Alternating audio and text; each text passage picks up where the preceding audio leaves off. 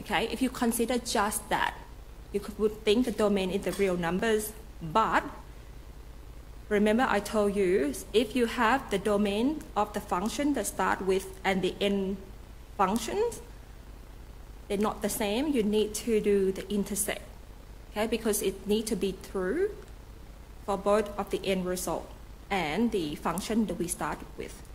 Okay, so it needs to be true for the composite function and the function that we started with. So as a result, in here, the domain of G or F is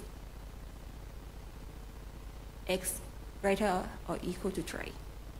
Okay, it's not R, so I'll always address this, that do not just consider the composite function alone, okay, because, for example, in this case, if you consider the composite function alone, the domain, you might be able to deduce that it's R, but it's always, okay, consider where the composite function started from, and here start from f of x, so you need to look at the domain for f of x as well, and then you find the intersection between those two sets, and in this case you find the domain of the composite function is 3 to infinity.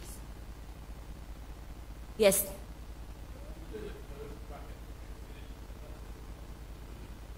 No, doesn't. Infinity is beyond and far away, so you do not know where it ends. That's why when you have infinity, you always have a soft bracket around it, because it keeps going and going and no one knows where it ends. That's why you always use a soft bracket when you have like minus infinity to infinity. Okay, you always use soft bracket with the infinity signs. Okay. Any questions? Okay, so what we're doing today is, this is a large topic on function, okay, which is invert function. Let's see, so invert function. And so we finished function today, and on Friday, we will start on complex numbers. Okay. So what is a inverse function? So inverse function is just another function, right? So I always draw this picture here when I talk about function, because function, you can think it's like a map, okay, or relationship that map an input from one set to the other. Okay, so I have set A and set B, right? And I have, for example, an element in set big A is A, and element in set big B is B. Right, so then I can map this, okay, the member of set A to the member of set B. So I can say that, for example, in this function, I map, maps A to B, right, with the function f. So in here, I can say that f of A is equal to B, right? Now, an invert function is a function, okay, that map back, okay, from set B to set A, and from B to A. So I call that an invert function, and I use a notation f superscript -1. Okay, so in here, with these invert functions, this invert function here, I map B back to A, right? So you map F back, you map using F from A to B, the invert function take B back to A. Okay, now just looking at this notation here, this is invert function of F, right? We call this an invert function of F, okay. Now, this is different than doing this. Remember last week we talked about you can generate a function that like this, right? 1 over f. Okay, you can have like f over g. Remember that? We talked about like I can generate a function like g over f. Okay, so this is the two functions dividing by each other. So I can have a function that 1 over f. This 1 over f here, this is f, to the powers of minus 1. This is different, okay? This is, okay, so sorry. This sign here is not the same as this, okay? They're not the same, so just be careful with the notation. So if I talk about the inward function, it will be f to the powers of minus 1. So we're talking about the inward of the functions. Okay, so f, so usually I have f, that is an inward function, because we look at f is a function of x, so f inwards of x is a inward function of f of x. Okay. Now, let's just look at the formal definitions, okay, of this inward function. So, here is the formal definitions of the inward function, okay, and as I say, we denote the inward function by the f superscript minus 1. So, it's a function such that you do a composite inward function, composite with function f is equal to x for all x in the domain of f. So this sign here, okay, if you don't know, that means for all. Okay, so that means for all. So that means for all x in the domain. Okay, this is mean member, right? So for all x as a member of the domain of f. Okay, and this is the relationship that we use as a definition of the inward function. So what it means is that, right, so you have a, what I just draw before, you have x and y, right? You map here, f, right? So in here, so when you map, you get x back. So in here, what I say, I'll just do this. You map f of x into that. And then when you apply f inward, so in here you will get f inward of f of x, and then it will get x back. Right, so that's the formal definition. So what I write before, if you map, if you think of it as f inward of x is y, right? And then when you map, you can take f inwards of y is going back to x. Okay, so that's a relationship between the inward functions of f. Now, now the question is, how do we find this f inward? But before we finding what the f inward look like, if you are given a function f, let's have a look at this definition a little bit more. Okay. So if I said if, now I'm giving you f of x is 2x plus 3, right? If I'm giving you f of x equal to 2x plus 3, then f inverse of x is x minus 3 over 2. Okay. Now don't ask yet where this f inverse come from. That's the next step. Okay, we are going to find that in a minute, but I'm just going to show you how to use this relationship or this definition here to prove that this function here is really the inverse of this function.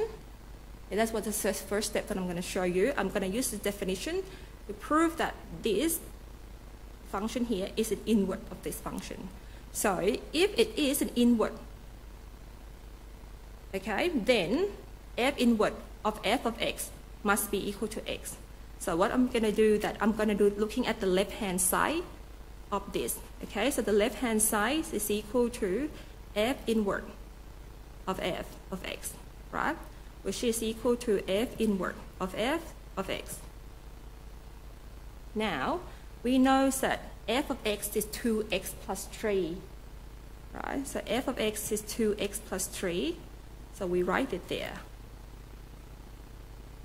Okay, so f of x is 2x plus 3. Then f inverse of 2x plus 3. So we're going to substitute whatever x in the f inverse by 2x plus 3. Remember that? Because f inverse of x is x minus 3 over 2. F inverse of a is a minus 3 over 2. F inverse of apples is apple minus 3 over 2.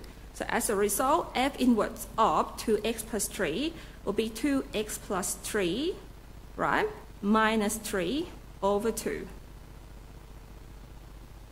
Yep. And now we can simplify, right?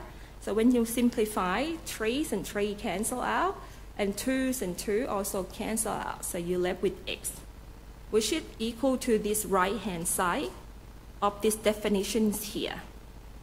Right? So as a result, we can say that, okay, from this proof, we can say that, therefore, f inverse of x, which is equal to x minus 3 over 2, is an inverse function of f of x equal to 2x plus 3.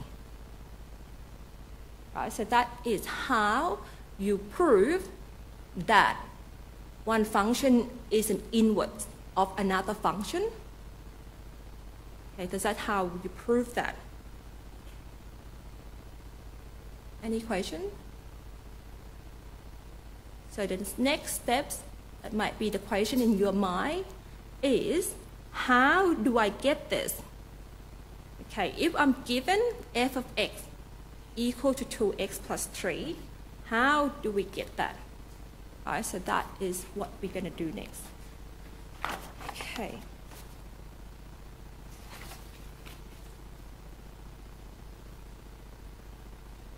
Any question? All right, so continue. Okay, now from the formal, okay, from our formal definitions, we have that, right? We have that f of x is equal to x, right? So if this is true, okay, so if we let f inverse is a function of f of x, as inverse of f of x, then we can show that f of f inverse of x is also equal to x. But remember, this is implied, right? So this is implied. Because this here is coming from the definition, right? So that left-hand side is from a definition. So as a result, I can say that if f inverse of is an inverse function of f of x, okay, then f of x is also equal to x. Right. So which means that if this is true, okay, if f inverse of x is an inverse of function of f, then I can get this, okay, this left-hand side from the definitions. And if that is true, we can also show that f of f inverse of x is also equal to x.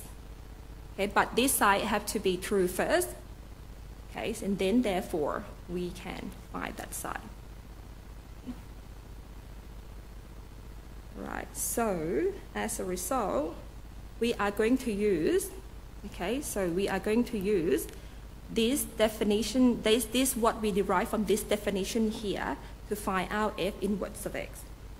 Okay, let's look at an example. Okay, let's f of x equal to 2x plus 3. Right, so we are going to find f inverse of x. I'm just going to show you how to find it in the formal way first, okay, because you might have learned the other ways.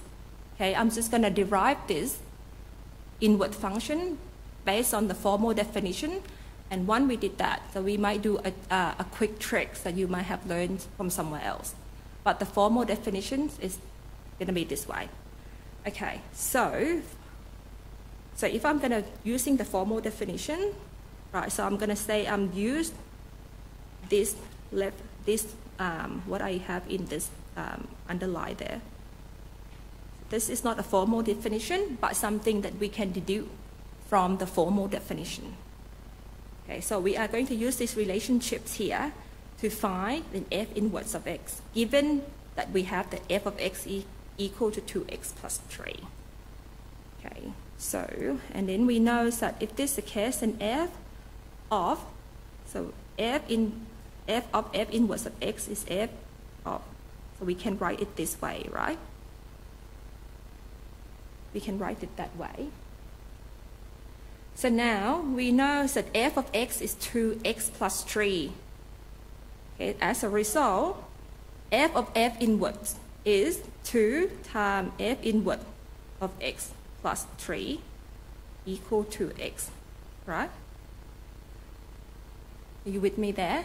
Because f of x is 2x plus 3, f of a is 2a plus 3, f of apple is 2 times apple plus 3. So f of f inverse plus is f 2 times f inverse plus 3. Now, you okay with the steps here? Yep. Okay, now, as a result, I can rearrange this, right? So I can rearrange it such that x minus 3 divided by 2. This is done. This is the inverse function of f of x equal to x 2x plus 3. Because we have shown it in the previous slides. Okay, we have shown that this is an inverse of that. And this is how you're finding it using the formal definition. Okay. Now, who else have seen it finding the other way? Yes. How did you find it?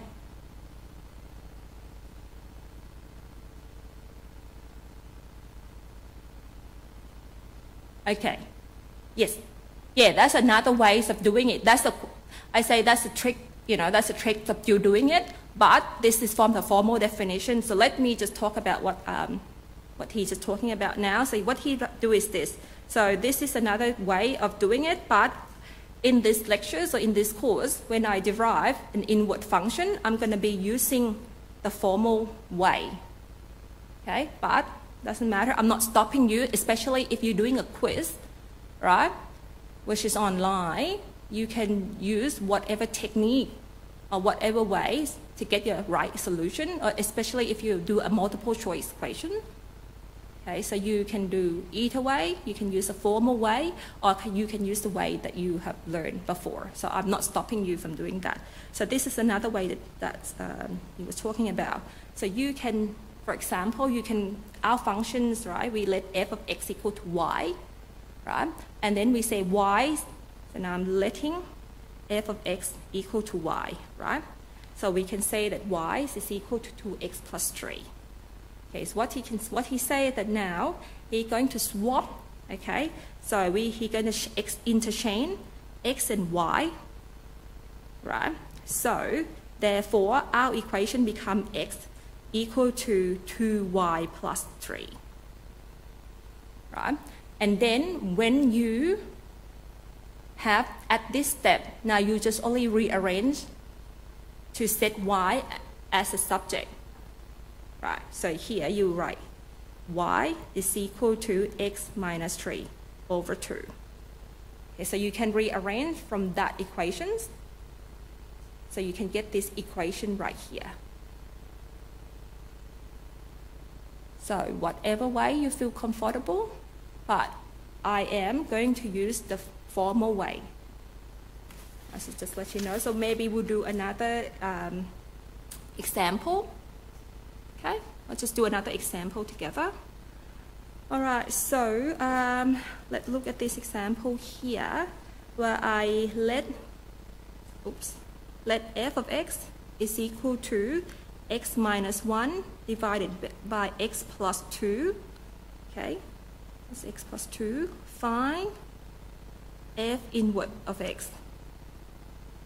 Okay, so I am going to use a definition, something that we derive from the formal definition, so I'm going to use that. Okay, so I'm doing it this way. Then I can say that f of f inverse of x is equal to x, right? So that what we have. Okay, F inverse is f of f inverse of x. Now, we know that f of x is x minus 1 divided by x plus 2. So as a result, f of f inverse will be f inverse of x minus 1 divided by f inverse of x plus 2 is equal to x. Okay. So, and now what we need to do now is just rearrange our function here. You write f of x on f inverse on one side, and the other side is an x terms. Okay, so therefore I'm going to multiply the through by this denominator. Yeah.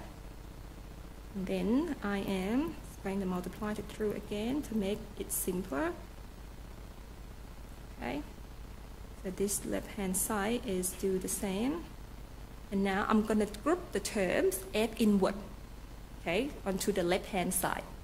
So as a result, I got f inverse of x, right, minus x, f inverse of x, and I'm going to move other terms onto the right-hand side. So we should do x plus 1.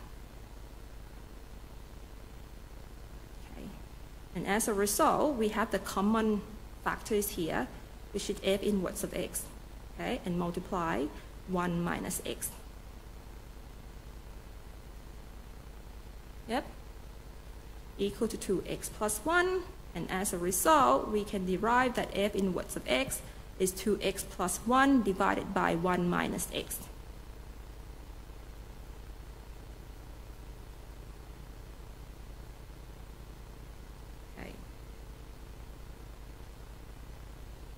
And then, we can also show that we can prove this, right? So if we want to prove this, f inverse that we found is really inverse function of f.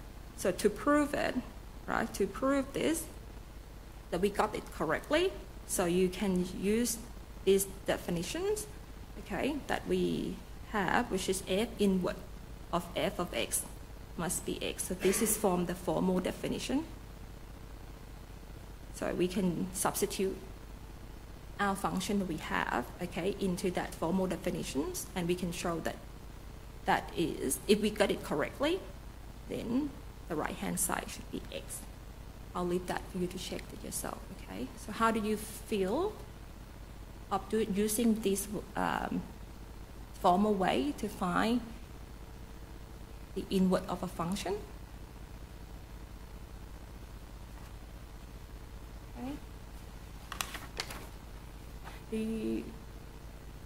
Yes, okay, good. You can swap x and y in that way too. You want me to show you using swap x and y as well? Okay, all right. So, and then you can decide it yourself, but you can decide yourself whether what technique you wanted to do, all right? So for example, if I'm gonna use, okay, so if I'm gonna write this as y, is at x minus 1 divided by x plus 2, right? Then the other way is I'm going to interchange x and y. So basically they're the same anyway. So I'm interchanging the variables x and y name. So as a result, I can write this as x equal to y minus 1, y plus 2, right? When I'm interchanging the variables names. And the next step will just be writing y as a function of x. So it's going to be y plus 2 equal to y minus 1. Okay, and then I'll multiply the through to x here, equal to y minus 1. And then I'm going to group the terms of y on one side and the others that involving x on one side. So just make that I say x times y minus y is equal to minus 1, okay, minus 2x. Okay, so therefore, this is y, x minus 1 equal to minus 1 minus 2x. So I can say that y equal to minus 1 minus 2x divided by x minus 1.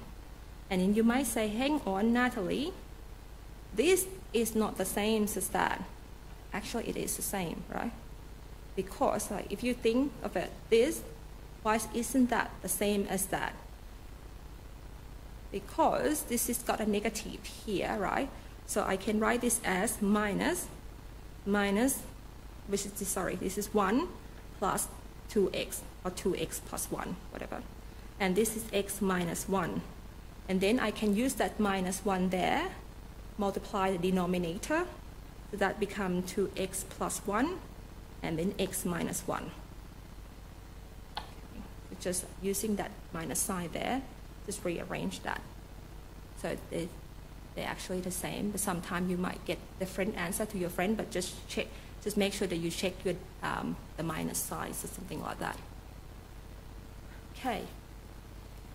All right, as I said, if you are given an equation to do, really, either written question or multiple choice questions, you can, you know, whatever suits you, you can use the formal definition way or these tricks here, but always knowing where it comes from. Okay, having said that, I'm just zooming back in, and you do this question yourself.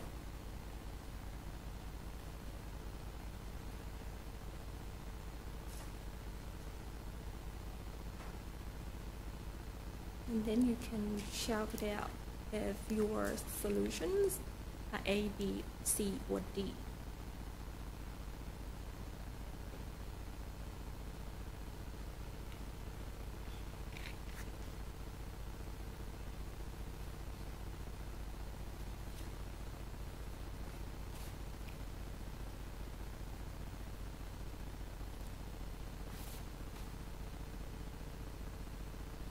What is A, B, C, or D? Right. Okay, that's good. So let me just use the proper way, the formal way. Okay, just trying to stick to that one. Does everyone else agree that is B?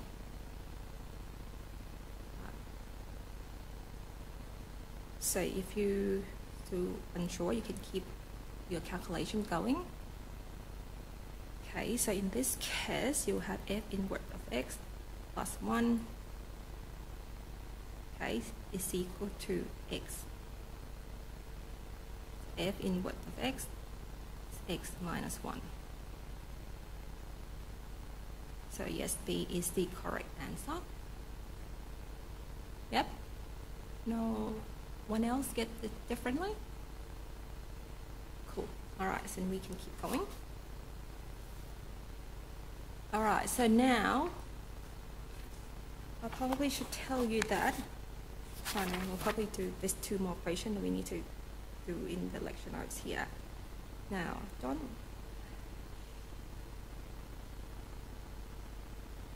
okay, so think of this is the definition, okay?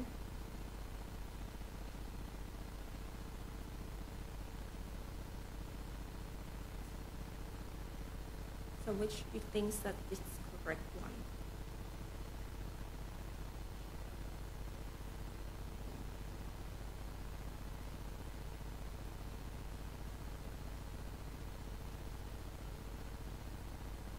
What do you think is the correct one?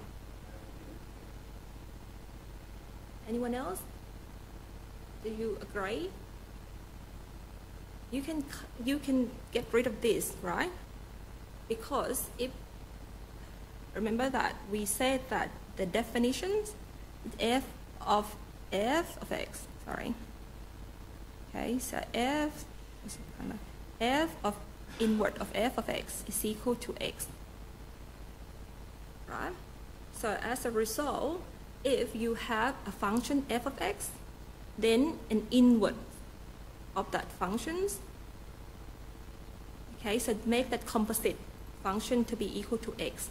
So you can see that those b's and c, definitely it's not going to be the correct answer. So the correct answer would need to be either A or D. Now, if this is not a very good question, because the answer can actually be, you can think of it can be A or B, but it's actually want to test you on using the formal definition. It's like here you have f of x is 10x plus 5, then based on the formal definitions, A is the correct equation. First, if A is correct, then we can show that D is the correct. So, if I were, the answer that was given in the note was A, but if I was going to give you a mark for this, you should A so D, I would give that mark.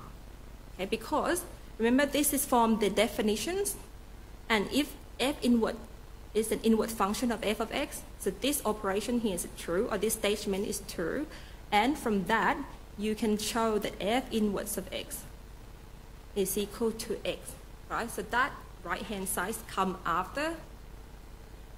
So as a result, you can see that this is true. If this A had to be true first before D can be true.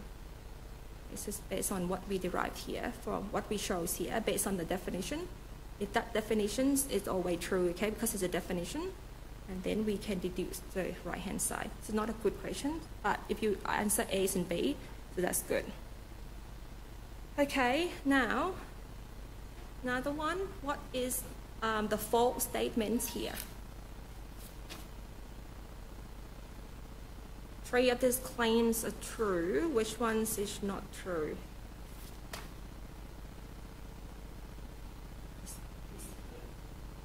Yeah, B, right? B is the obvious one, because if you have a function and have it inwards, so this one to just make sure that you understand or remember the definition. So this one is come from the definition, right, of an inward function, and one that's true. This C, 1A true, C isn't true, right? And so if A is true, then B cannot be true. So B cannot be true. What about D? So D is true because, remember that we have, so if you're looking at just this is one we're writing f of x. Okay? Right, so on the left hand side, that's f of f inwards of f of x. And we know that these things here, f of, based on the definition, that is x. So as a result, that is f of x. So D is correct as well. So A is correct by the definition. C is what we can deduce from the definition, so it's correct. Okay, and D is also another result that we can derive from the definition. This is the only wrong answer there. So it just try to trick you that, for example, when you have a numbers, right? This is like 1 over A times A is equal to 1. That is for a real numbers. Okay, it's like when you have 1 over 2 times 2 is 1. So 1 over 2 is an inward of 2. Okay, that's for real numbers, but we talk about function here. And function, the definition is A. And then we can say C is true. Okay, they're different. Okay? That's inwards of the numbers. And this is our inward for the functions. Okay, now I can trust that now you can find an inward of the function if you were given, right? But I should tell you this, not all function has an inward. Okay, some function will have an inward, but not all the function will have an inward. So so let me draw a picture first here. Okay, so if you have, just draw a picture here to set your mind what I meant.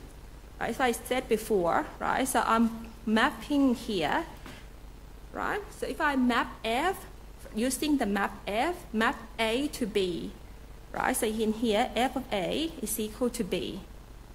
Then I can, if there is inward function, and let's say there's an inward function here, then it should be able to, I should be able to map, right, f of b, f inverse of b, map it back to a. Okay. So that is the point of having inward functions.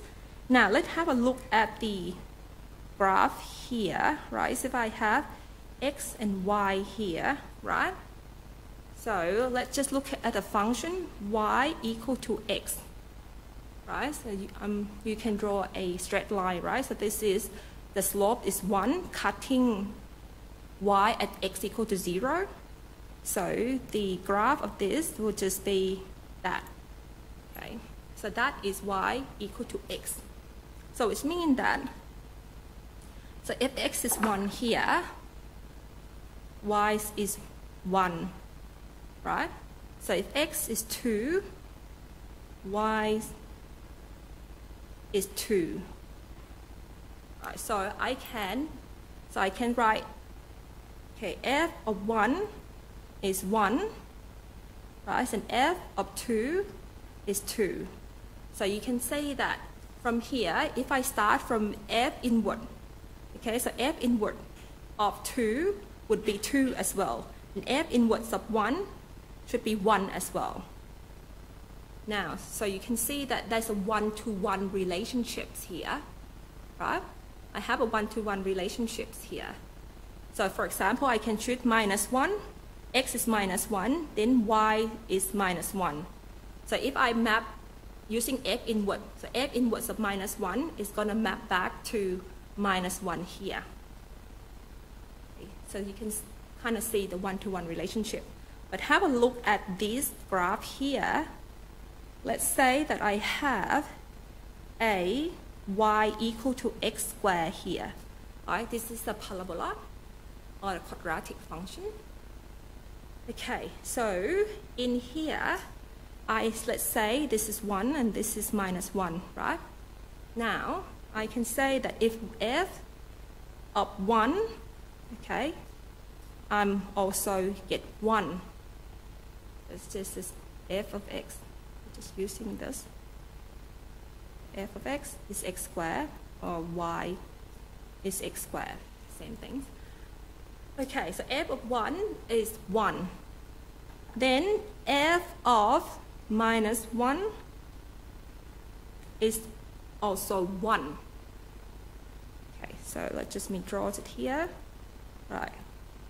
Now, thinking of this, if I want to find f inverse of 1, okay, if I'm going to map this one, when I map f inverse of 1 here, where should I go?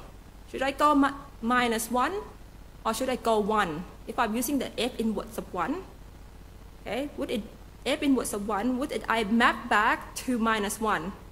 Or would I map back to -1 or 1? Go back to function, right? One input should be split, giving you one output. That's the basic of the function. You're giving you one input. You should have one output. Inward function is also a function. So one input should giving you one output. But in this scenario here, your f inward, you don't know it go back to -1 or 1. So in that case, your f inward doesn't exist because it doesn't have that one-to-one. It doesn't have that one output, one input putting back to one output. Right? One input, to be a function, one input must be equivalent to one output. So in here, you're giving one f inward here.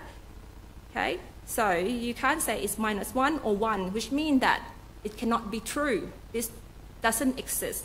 So in this case, f inward does not exist. Okay.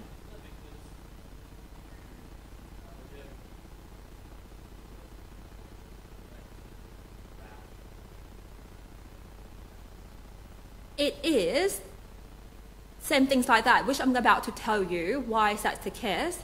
Because one values of y must be corresponding to one values of x, right?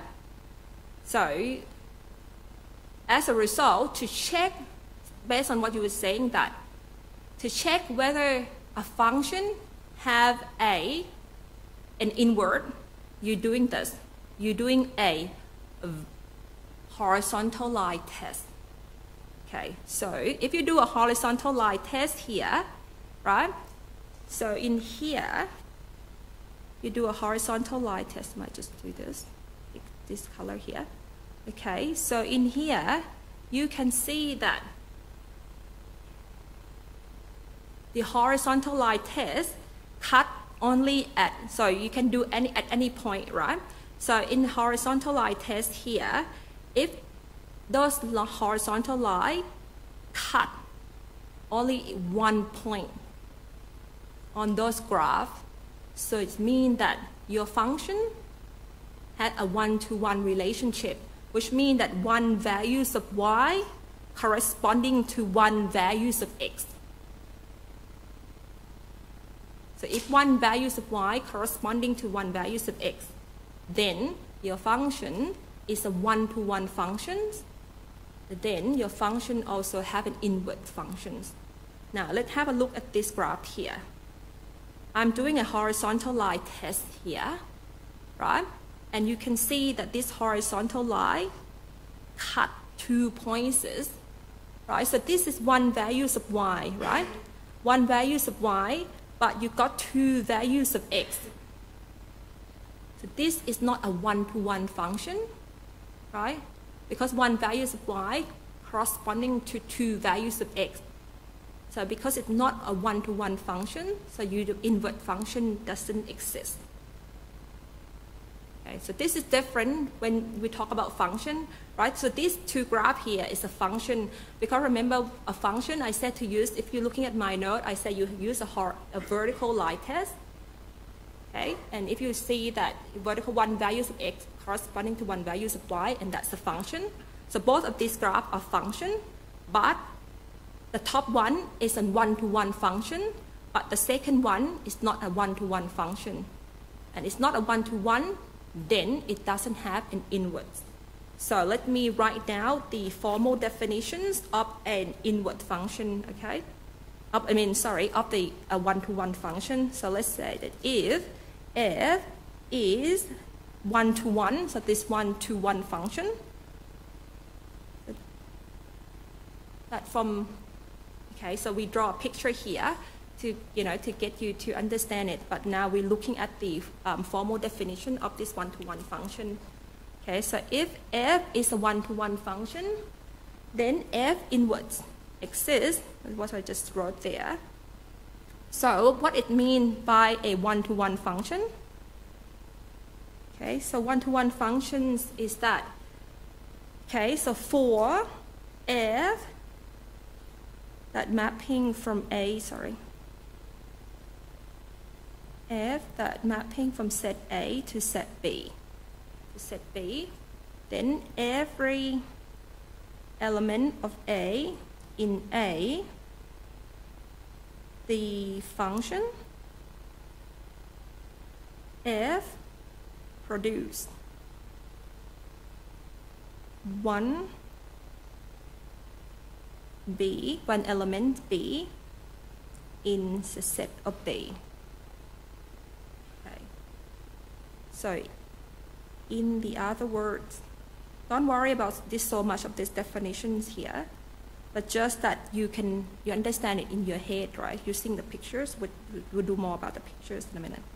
In the other words, so if A1 and A2 are a member of set A, right, and A1 is not equal to A2, then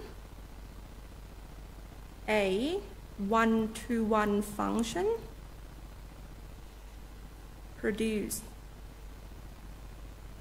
B1 equal to f of A1 and B2, okay, come from f of A2, right? And b1 is not equal to b2. Right. So that's just the formal definition, but I don't want you to, to subsume yourself with this formal way, as long as you can understand it by just drawing a pictures. Like one-to-ones mean that, okay, the elements, okay, if you have two elements in A, that function gonna map to two different elements in set B. Okay. So that's what I said, right? So for example, if you have a function, say this is x and y, if you have y equal to e to the x here, for example, right, then you can say that this is a function, okay, because 1x produces y, 1y, and also it is a one-to-one function, right, because when you do a horizontal line test, you can see that at any point you do horizontal line test, right, you've got one values of y corresponding to one, so for example, one values of y here corresponding to one values of x. And that is the one-to-one functions. But if you were to draw a functions like this, right, which is say a cos function, okay, so say that this is y, this is x. So this is y equal to cos of x. Not drawing to a full proper scale, okay? But do you think this is x in R? Okay, for all x in R, you think that is a one-to-one function or not? No, because we do this, right? The horizontal line test, you can see that one values of y here, okay, corresponding to different values of x. Okay, so corresponding to different values of x. One values of y can be generated from different values of x. So as a result, this function that I plot here for x in R, in the domain of R, this function here is, okay, it's not a one-to-one function, but with this one here is the one-to-one function. Okay, but the right-hand side is not. So you can use the horizontal line test. Okay.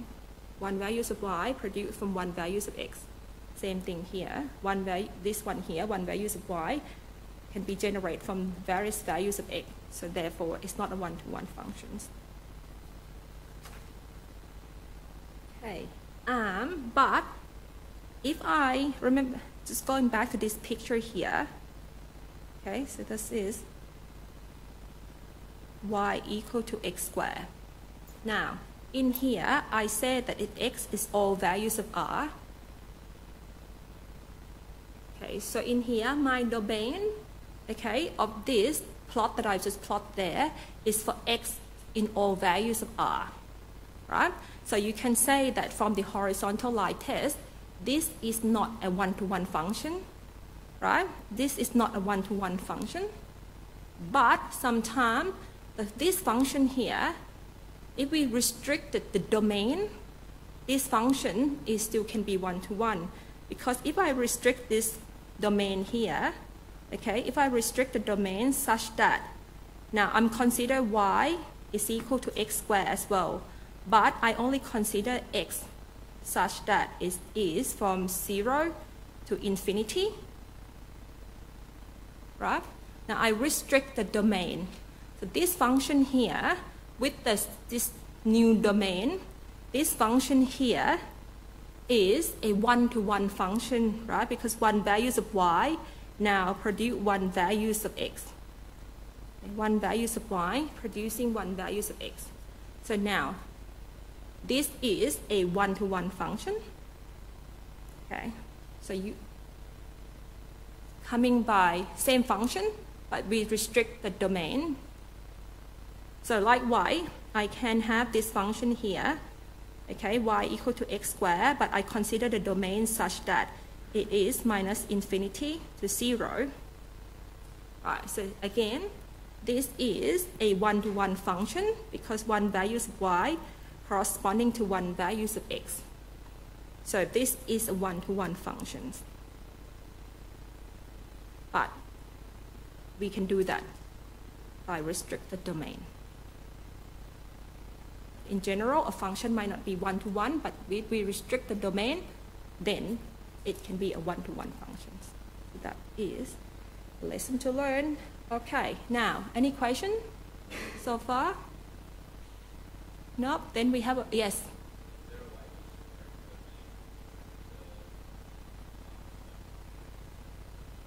That is coming up in the next hours. Yeah, we will do that in the next hour, but before that, I think we should have a break. Okay. Yes, so that's coming up. So have a break for 5 minutes. Okay, so we meet again at 11 o'clock.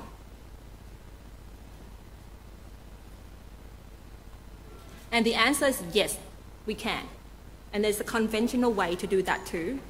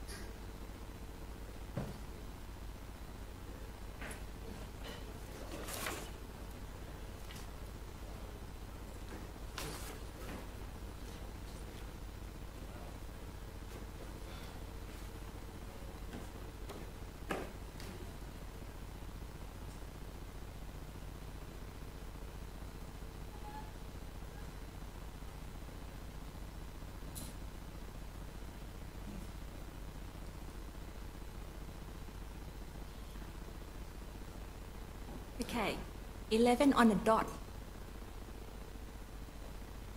We'll start. Before we begin, so one thing I probably should point it out is that, so this is f of x, right, equal to x squared. So when we restrict the domain here, so this f inward will look like square root of x, right? And for these domains here that we restrict for this, okay, f of x is x squared, but in here, f inverse of x will be minus square root x. Oops, it will come back. Yep.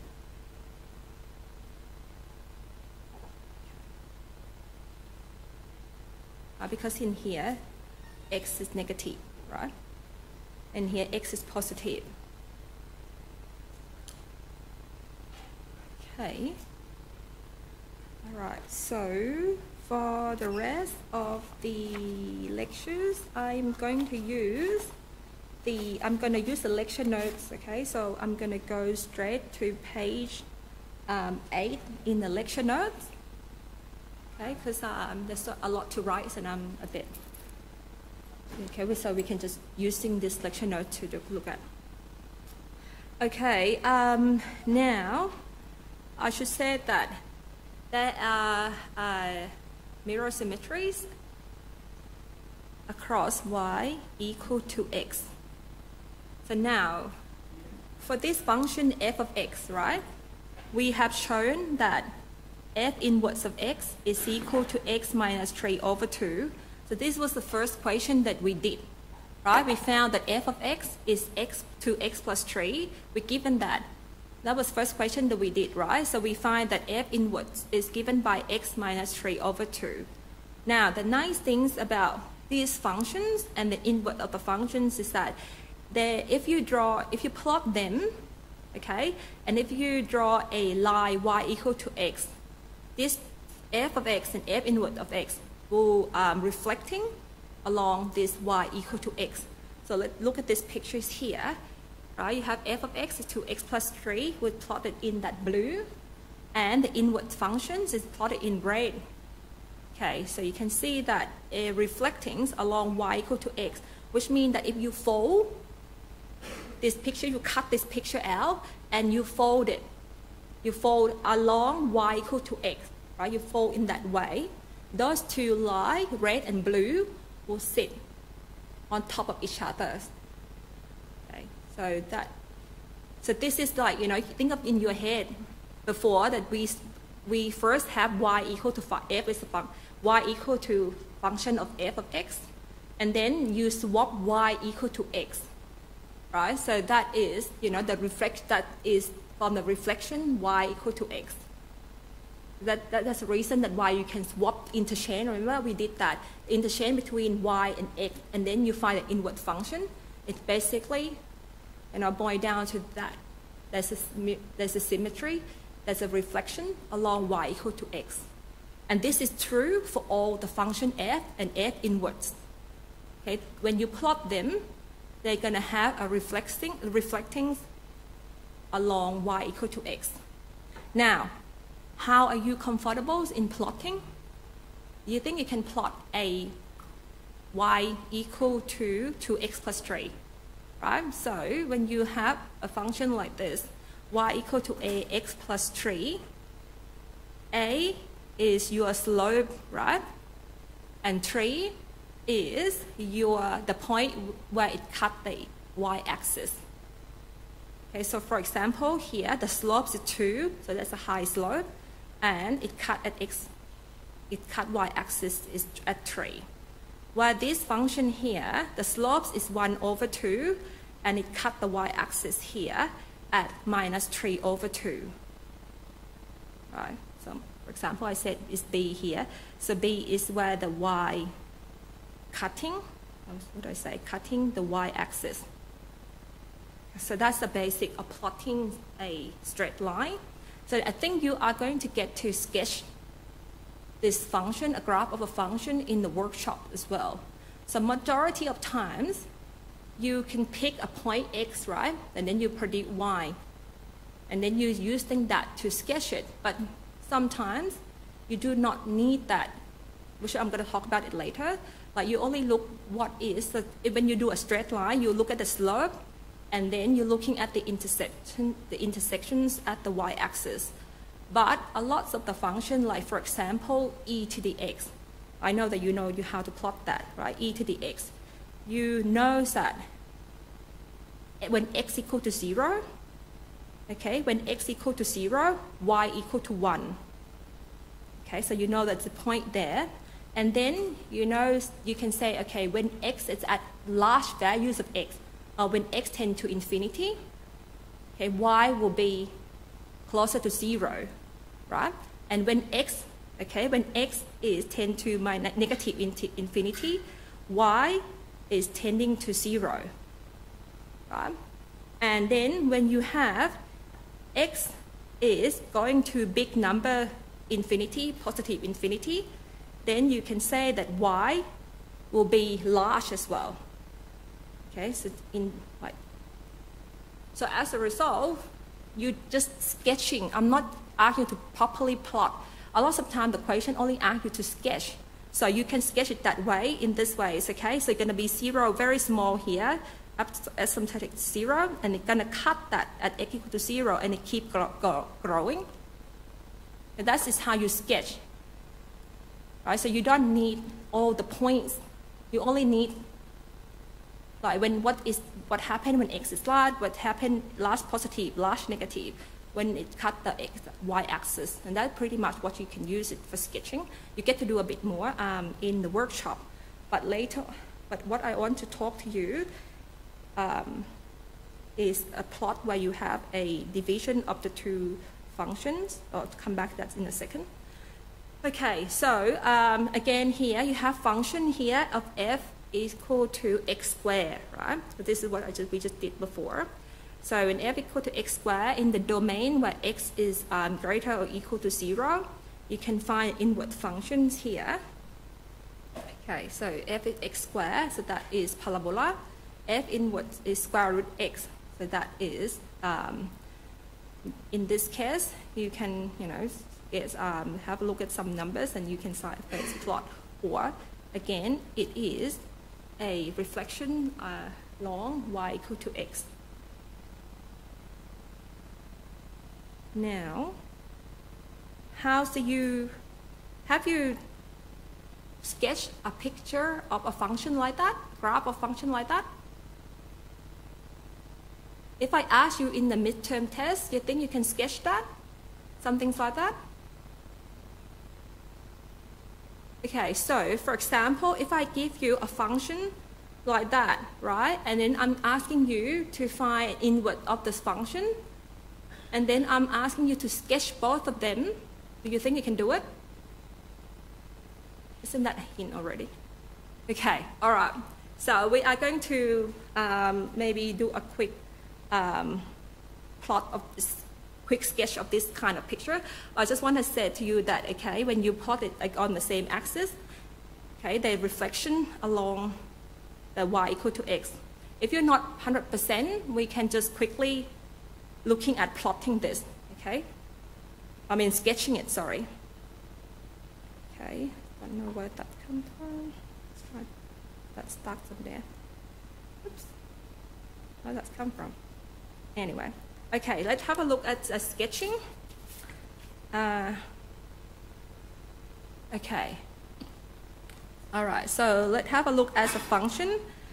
F of x is equal to x divided by x plus 2. So this is a little bit different than what you've seen in that the example in the lecture note, okay? So, okay, now, so I'm gonna, an example that you might see in the test, right? So if I let f of x equal to that, the question could ask you to find f inverse of x, then plot, or then sketch. Then sketch f of x and f inverse of x. Okay, so let's have a look at this, some things like this.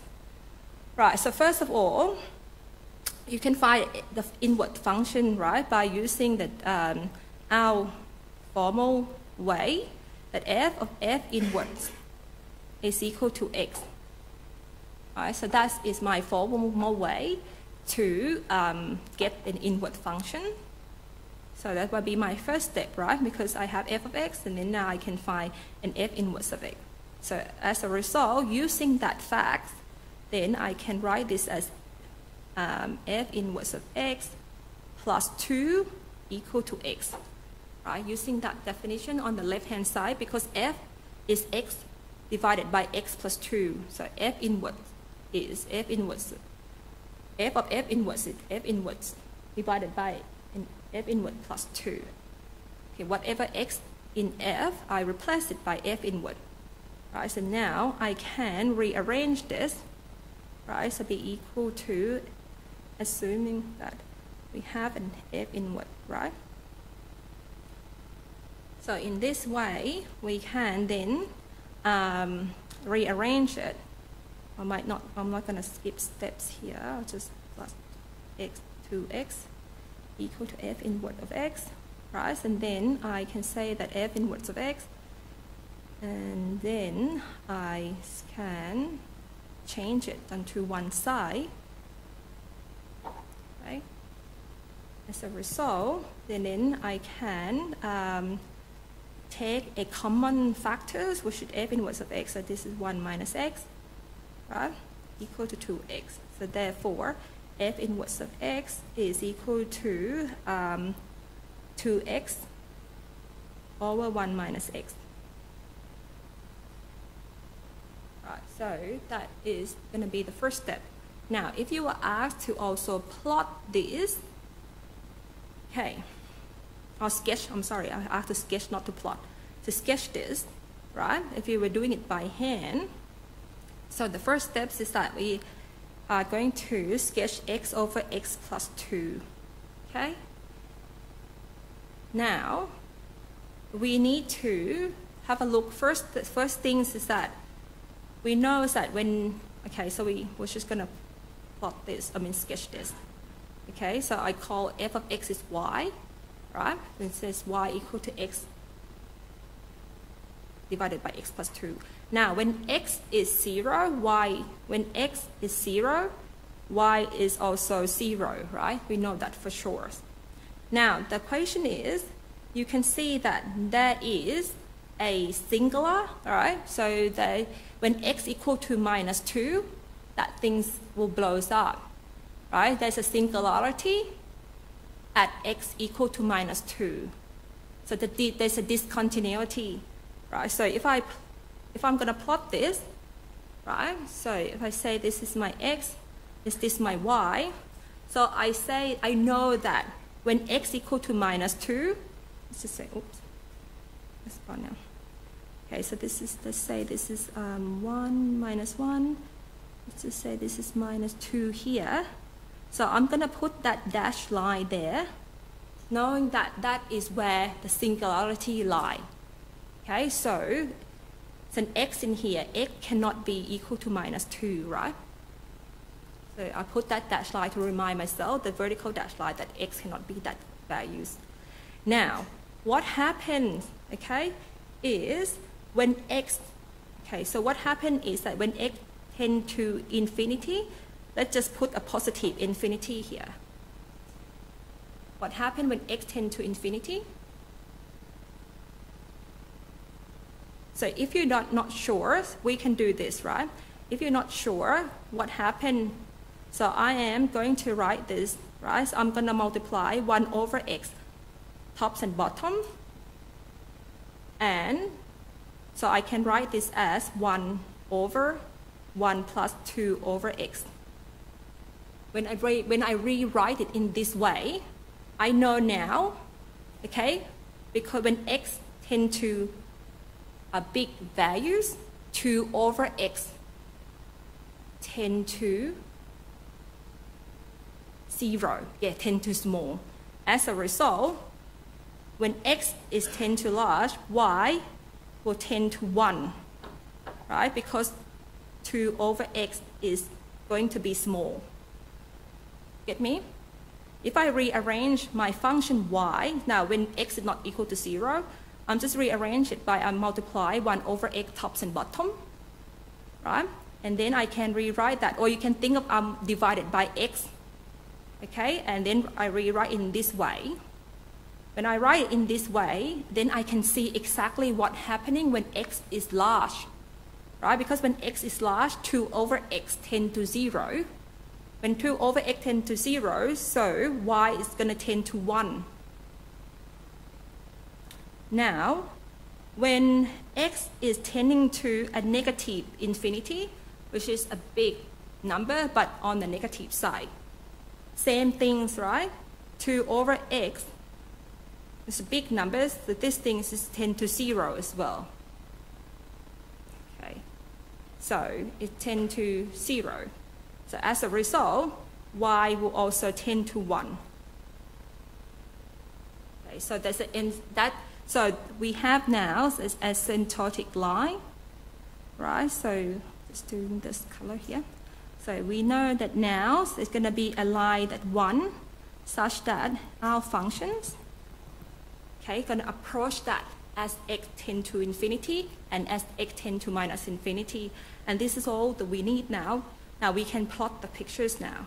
Okay, so we know that, just use the black, this purple. Okay, now as x is a large numbers, okay, so it is going to be closer to 1. Okay, as x is large negative number, it's going to be approaching 1, right? And then when it close to minus 2, it's going to blows up like that.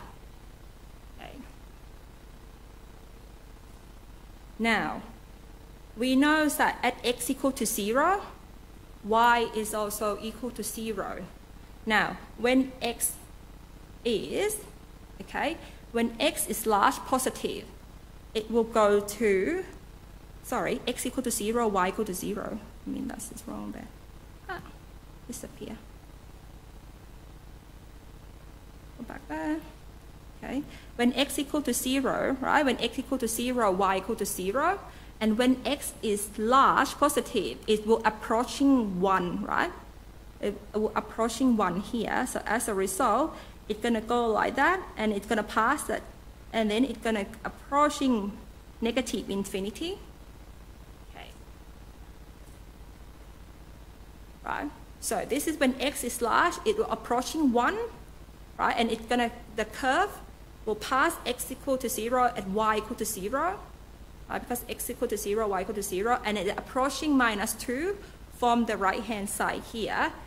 Okay, so it means that the value will be negative, but it's negative large numbers.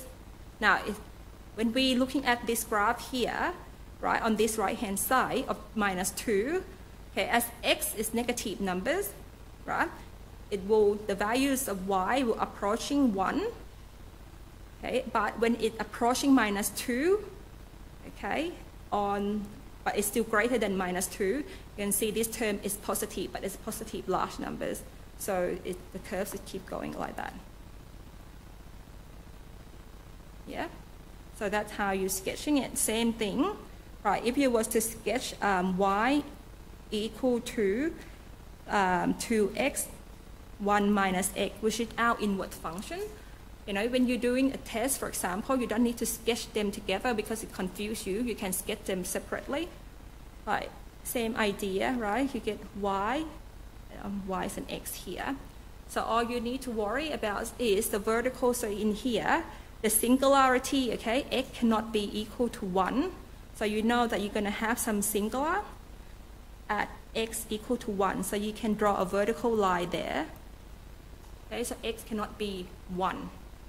Right, and then you can write your function y as 2. So if I divide it by x, tops and bottom, I can get 1 minus x minus 1.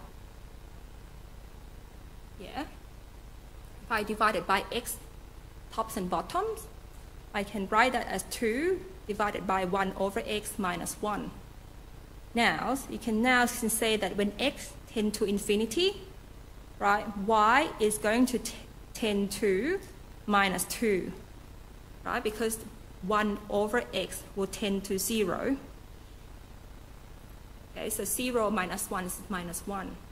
That's why become minus 2.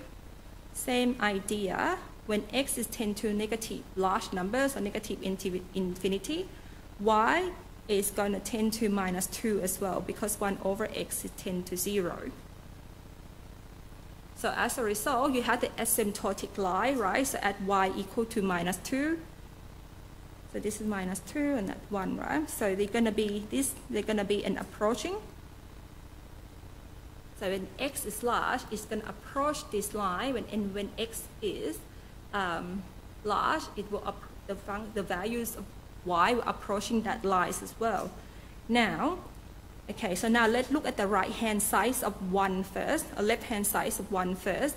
We know that x equal to 0, y equal to 0 as well. So it's going to pass this point here. Right? It's going to pass this point. And when x is large, negative large numbers, is approaching that. Okay, approaching minus 2.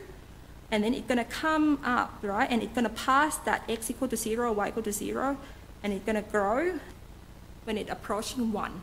It's going to grow into a positive values, right? Because then you can see that when it's approaching 1, but still less than 1, this term is positive, but it's getting large. Now, for on the right-hand side of 1, approaching this way, right? So now we know that when it's approaching this way, the values will be, sorry, I might just use different color. The values will be looking like this, right? Because it's approaching minus 2 when x is large, and then as it gets close to 1, it will be a last values of y, but it's going to be a negative numbers because of the denominators here. So as a result, you get pictures like that. All right. And if you clever enough or you're smart enough, like you can plot them, but you know it's getting complicated when you plot them together. But if you somehow plot them together, these two pictures here, they should be reflected along the y equal to x. Okay, but I can't sketch them in the same graph, same axis because it gets too complicated. Right. So, but if you sketch them together, you will see that they're going to reflect it along y equal to x. Okay, but yeah, so as I said, this is how you sketch a function like that, okay? So to keep that in mind. Okay, these types of tasks, okay, you should try to do it yourselves as well as an extra exercise, and the solution of these tasks that in all the lecture notes are on Canvas under, task question, solution to task question in lecture notes. So all of these are in Canvas. Now, for the rest of the time, we are going to look at the inverse function for the log function and the trigonometric functions. Okay, now, which I'm not going to write, I'm just going to use these lecture notes here. All right, so we have a exponential function. Okay, so this is an exponential function. So which I talked to you about, the exponential function the base of it doesn't need to be an e values. It can be any constants. It can be any real numbers, right? But when you have f is equal to e to the x, that is just spatial types of an exponential function. Okay, but in general, you can write b to the power of x when b is greater than 0 and b is not equal to 1. Okay, and now we can find an inverse of these, right? We can find inverse of these log function. I mean the inverse of the exponential function. If I just using the same idea, just going back and we forgot to do this equation, but maybe do this equation first. And then this equation on the right-hand side here, which one is the one-to-one function? Shout it out quickly. Yep, correct. Because that is not, right? Because this is not, that is not. But this one, even though there is an inflection point, right? But you can see that when you cut that, it's still 1 to 1 everywhere. So C is correct answer. Sorry, just forgot about that one before I move on to new topic. Anyways, my point is this, so if I have f of x equal to b to the x, right? We are going to find inverse of that functions, right? So we can use the same definitions that need to be equal to x. Okay. So if I'm going to find that inverse of the exponential function, so as a result, so this is, I'm using that, right? So here, f of x is equal to b to the x. So as the left-hand side, I can write this as b to the powers of f inverse of x must be equal to x. Because f of x equal to b to the power of x. F of a is b to the power of a. So f of f inverse will be b to the power of f inverse. Right? Then, so from there, I'm going to take a log space b, right? If I take a log space b, okay, it's on both sides of the equation.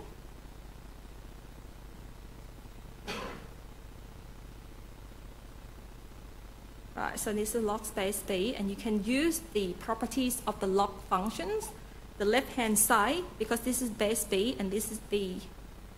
Right, so this left-hand side is going to come down to an f inverse. The right-hand side is what we have, which is log of x, log space b of x. So as a result, when you have a function that is given by b to the power of x, an exponential function, the inverse of it is a log function. Okay, if you have a base b, right, and then you're going to have a log space b. If you have, say f of x is e to the x, then you will have a log space e, and that log space e had a name which is ln, right, of x. But that is a log space e, and we're writing that as ln. Okay, but if it's other base, then we use log, and then subscript as like log base 2, base 3, whatever. But log base e, I use ln. Okay, going back there.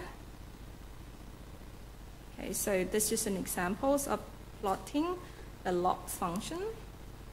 Okay, so again, you would have a reflections along y equal to x when you plot them in the same curves, same axis. Okay, and there are theorems, which is, the property of the log function that is given in the lecture notes. Again, so for example, this one, when you have a log base and b to the power of x is boiled down to x, and so this is coming from the definitions, right? So this is a f inverse of f of x equal to x, and also f of f inverse of x is equal to x. Okay. Now, what I was gonna, so this theorem here is derived from the definitions of the inverse functions. Okay, and then there is also, from this property here, okay, you'll be able to do, I'm not going to go through the examples here because I assume that you would have seen a logarithmic function in, from what you have done in the past. But there's some answers, question here, and some answer that you can have a look and using those definition or those theorem to looking at this. But yeah, so as I said before here, a log space E is called log. So we call that a new name, which is called a natural logarithm. Okay, so that's ln. So I call both of them log, okay? But look at my writing if I talk about log space E or just log after base. Okay, so I skip that and you can have a look at that. And also, you don't need to remember all of these properties. Okay, so if you think you need them, you can write them in your summary sheet and take into your test. but the quiz is online, so it's open book, so you can open the pages and then find whatever you need from the lecture notes.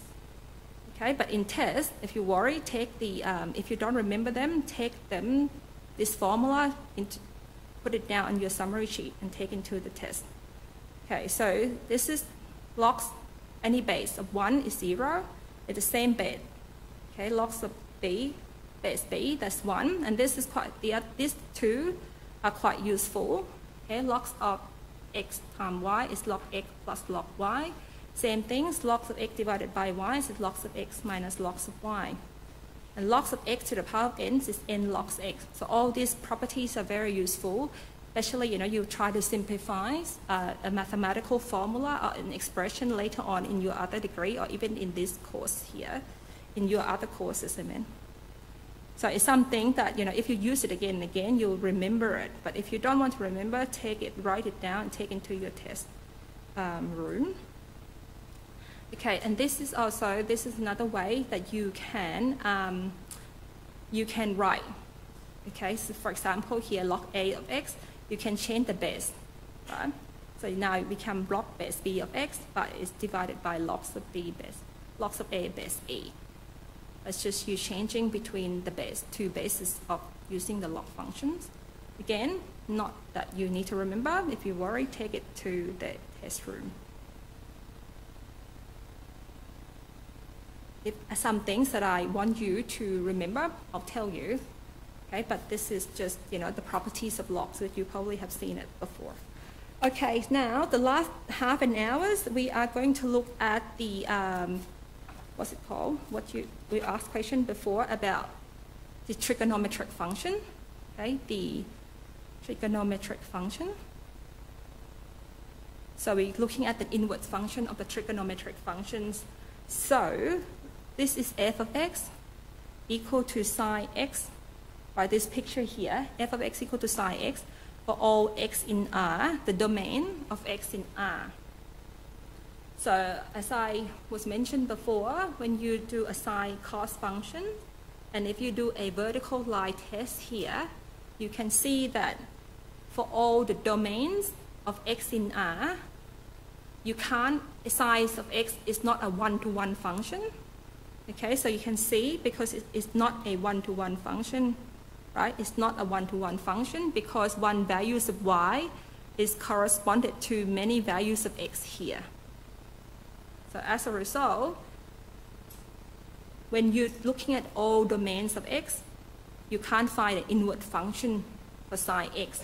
So what we need to do is that we are going to need to restrict our domain, okay, so that we can find an inverse function for sine x.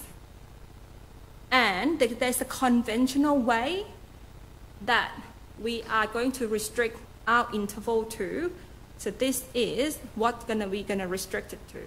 Okay, so you can restrict it into other domain, but the conventional way is to restrict our domain between -1 on 2, minus pi on 2 and pi on 2, okay, which is this graph here. Okay, from the sine function, which is in the blue line. Now this is when sine of minus pi on 2 is -1, sine of pi on 2 is 1, right? And so if you restrict x within this domain here, we got that blue curve, and you can see that you have a one-to-one relationship. One value, because it passed the vertical line test, right? One values of x corresponding to one values of y. Now, we are going to, so because of this, when we restrict the domain, sine is a one-to-one function, so therefore we can find inverse function, and we are going to denote the inverse of sine as sine to the power of, to that superscript -1 of x. But sometimes I write it arc sine of x. Usually when I talk, I call that term an arc sine x. That is just an inverse of sine. Okay. So you can write as a sine superscript of -1, like what we do for f and f inverse, right? So some notation, some book using that notation, and sometimes I just write it using arcsine of x, but meaning that they are the same. Okay, they're equivalent, but sometimes I might have used one of these, or sometimes I might have used one of that, but knowing that they are the same. Okay, they mean inverse of a psi function. Okay, and when you, again, they still have the same properties because they're reflecting along the y equal to x axis. Right. Now, remember that we have f inverse of f of x equal to x. Okay, for all x in the domain of f. Sorry, here. Let's write it again. This is true for all x in the domain of f. So this is from the formal definition, right? This is the formal definition of an inverse function. F inverse of f of x is equal to x for x in the domain of f. Now, this thing, so if we have an inverse of the psi, so this is therefore true for the psi functions as well.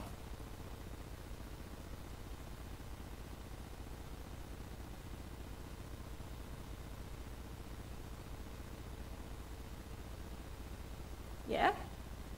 Because now we restrict the domain to be between minus pi on 2 and pi on 2, right? So from the definition of an inverse function, so here, we're looking at f of x equal to psi x, right? So from the formal definition, we can therefore write the psi inverse of psi x is equal to x when x is in the particular domain that we restrict. So this is true, okay, from that formal definition, which is got summarized here anyway, okay, which is summarized here. Now, you might see in the quiz, the question like this. This in this example here. So, what do you think of the first one? Remember, psi inverse of psi x equal to x if x is within that domain, right? So now we can see that 2 pi are not within those domain, right? So therefore, you can't just say that this is equal to 2 pi. So this is not equal to 2 pi. So this is just to warn you, because sometimes you say, okay, a psi inverse and a psi function together is going to produce x. So you can come here and say, okay, psi inverse meets psi and it's going to produce 2 pi. But that is not true, okay? It's only true when your x is between that, is in that domain. Just a trick, okay? Just pay particular attention here because you might see this in your quiz. This is coming to lectures is good. You just get all the tips and tricks here. Okay, so therefore you can't say that that's equal to 2 pi. So what you have to do here, you need to first find psi 2 pi, right?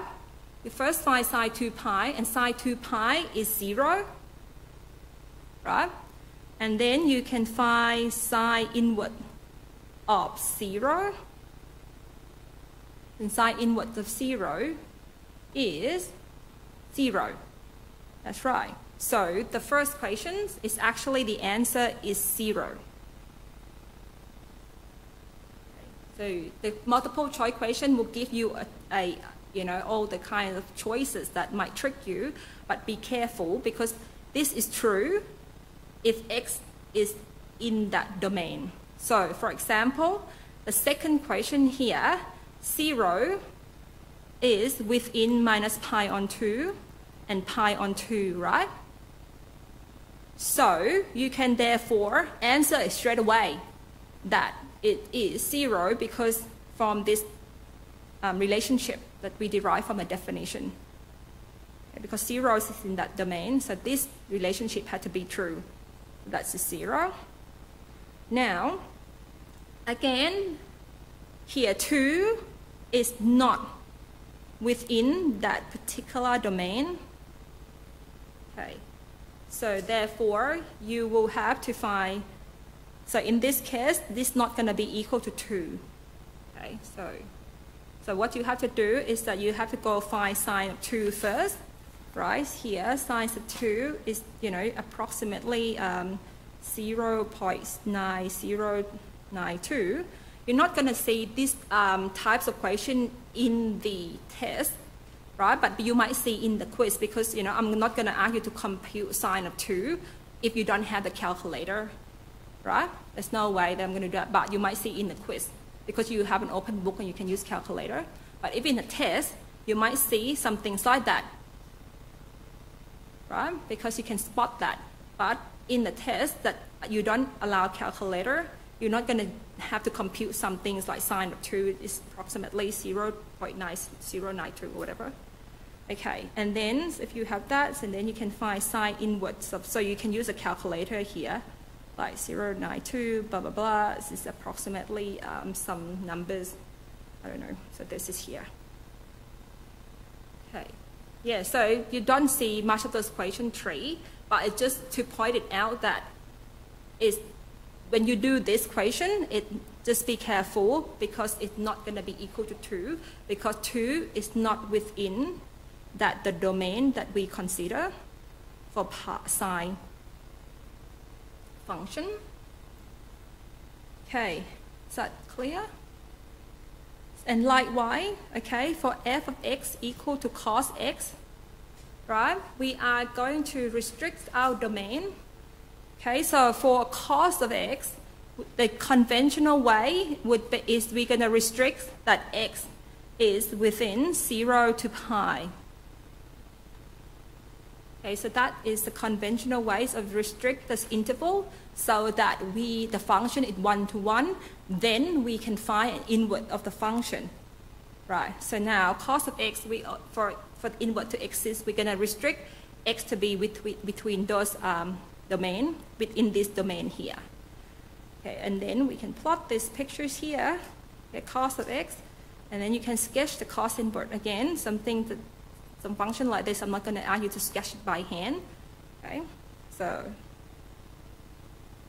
all right, and again, when you draw y equal to x, when you fold it up, okay, those two lines are going to lie on top of each other because they have that reflecting symmetries. Okay, so like y, because f inverse of f of x, I keep writing this so you remember for all x in the domain of f, right? So for cos inverse, all right, so cos inverse of cos x will be equal to x, which should come from this definition of an inverse function. Okay, so and this is true for all x in that domain. Okay, when x is between 0 and pi, this will be true. Okay, now you answer me, what is the first one? Is it equal to 2 pi? Yes or no? Yes, thank you. I mean, no, yes, correct. No is a correct answer. And yes, thank you for answer correctly.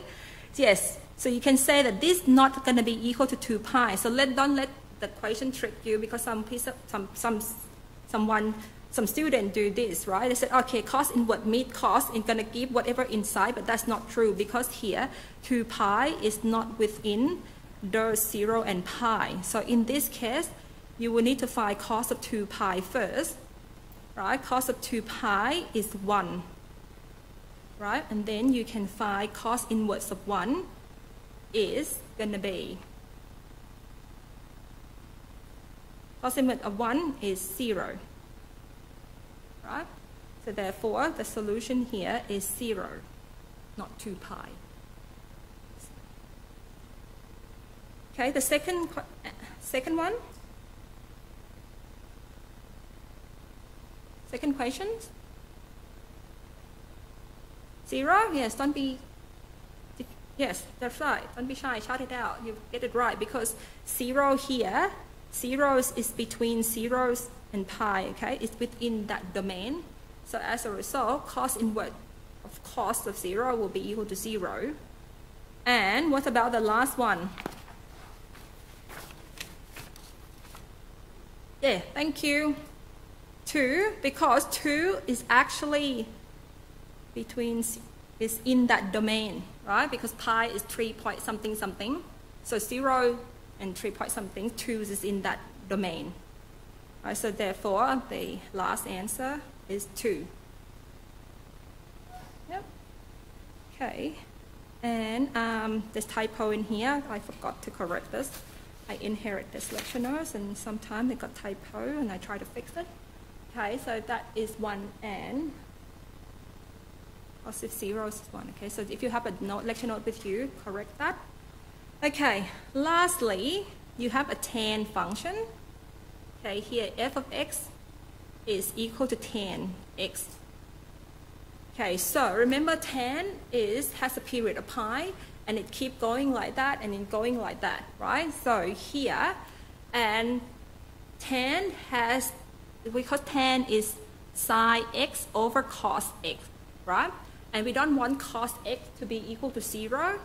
So the domain that we restricted is going to be minus pi on 2 and pi on 2, but it's not including minus pi on 2 and pi on 2.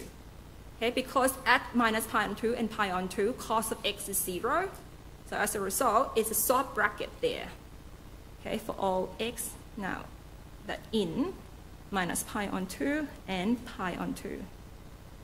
Okay, it's a soft bracket, it means that we don't including that. So the tan of x is in the blue curve there, and the inward tan is in the red. Again, they have that symmetries along y equal to x. Okay.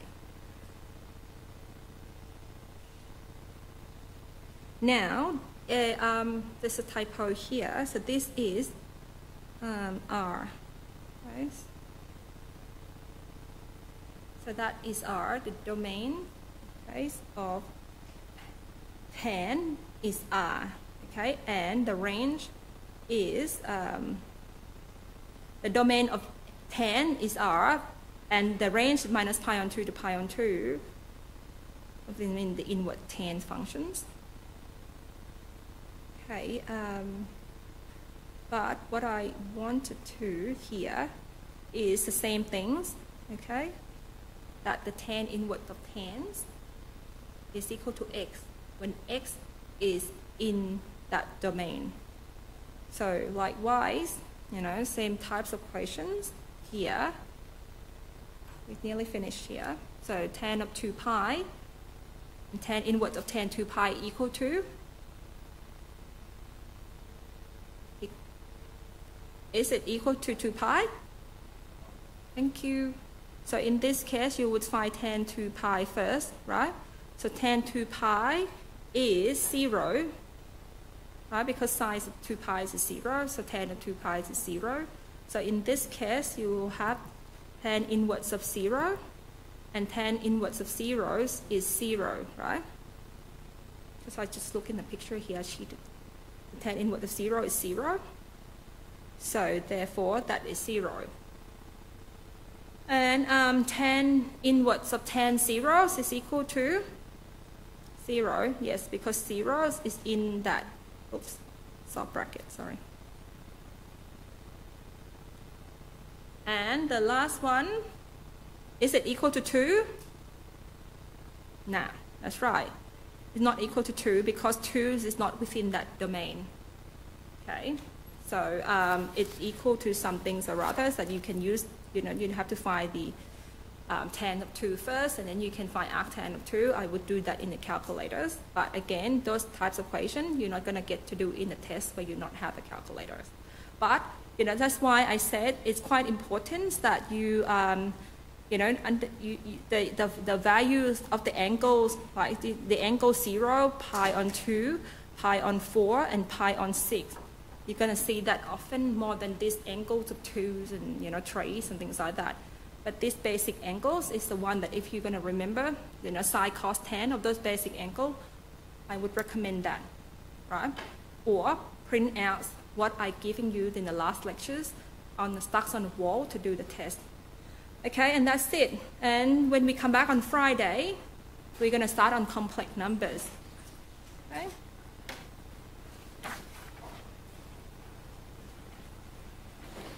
Now, I'm still here. If you have any question, you can come down and have a chat. Any concern?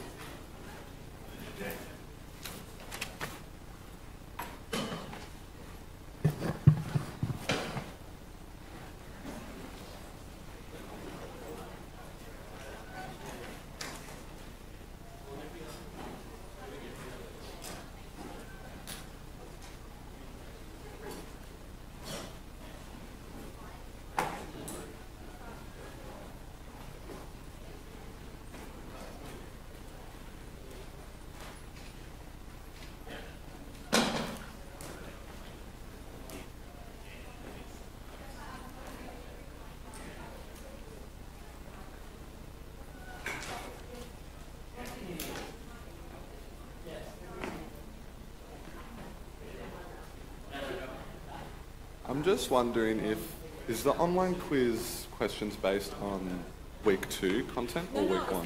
Week 1. So same as the workshop? Yeah, that's right. So that's why I want everyone to do the workshop before they do the quiz. Okay. Because the workshop in week X is based on week X minus 1 Yes. and same thing as quiz. Yeah, so the lectures are a week ahead? Yeah, that's right. The Okay. lectures are a week ahead and the workshops are just now. Okay. So you know the theory, the content, and then you can do the workshop. Yeah, makes it easy. Thank you. I just got a question about this. When we were finding the inverse function, at this ratio of switching the x and the y, is that possible with the log function? You can do. So if we had with that example, how would you do that? Because I did like that strategy, but when it came to log,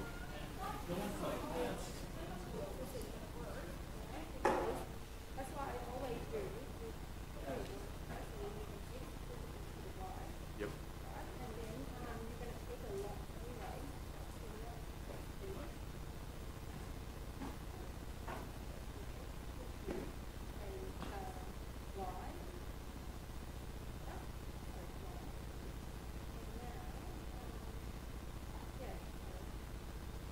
Oh, that's it. Sorry.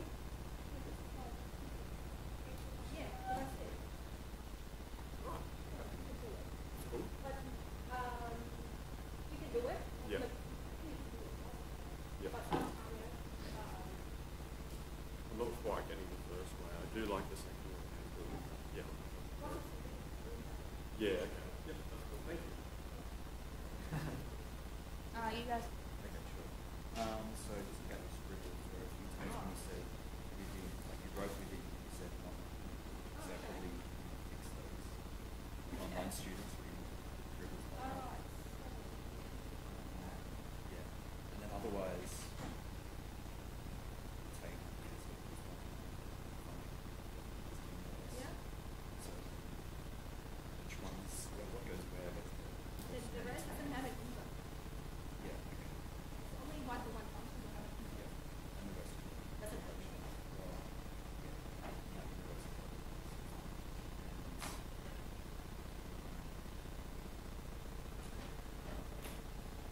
This would be a function. Yeah, that's right. Because it's like, Think over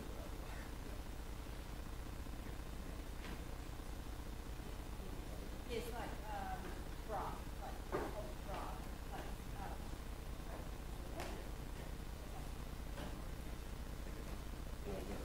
Oh, and then like that. bomb away. Hi, I wanted to ask, so the week before we break for reasons. Yes.